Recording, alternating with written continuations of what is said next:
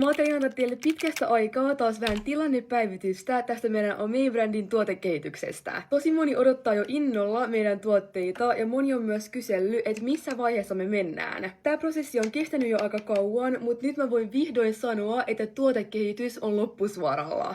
Ja vastaus siihen, että miksi tässä on kestänyt kauan ja tulee vielä kestämään, on se, että me tehdään tää oikeasti alusta asti ihan itse. Me ei siis olla otettu mitään valmiita tuotteita, johon vaan liimattais oma brändi päälle, joka tekisi tästä prosessista paljon helpomman, joten se tarkoittaa aika paljon testaamista ja säätämistä, jotta meidän tuotteista tulisi just sellaisia, mitä me halutaan. Ja meille on siis ihan tärkeintä, että tää tehdään kunnolla. Ja nyt me ollaan vihdoinkin loppusuoralla. Esimerkiksi tää serumi on mun ihan henkilökohtainen suosikki koko sarjasta. Tää ulkonäkö ei siis tule näyttämään tältä, tää on vaan sample-pullo, mutta tää itse tuote on siis nyt valmis. Tää tuntuu vaan niin ihanalta iholla ja tää antaa myös ihanan hehkuvan glown. Ja ehkä parasta on se, että tää on tehty just niiden ominaisuuksien mukaan, mitä me toivottiin. Tää on kyllä mun suosikki.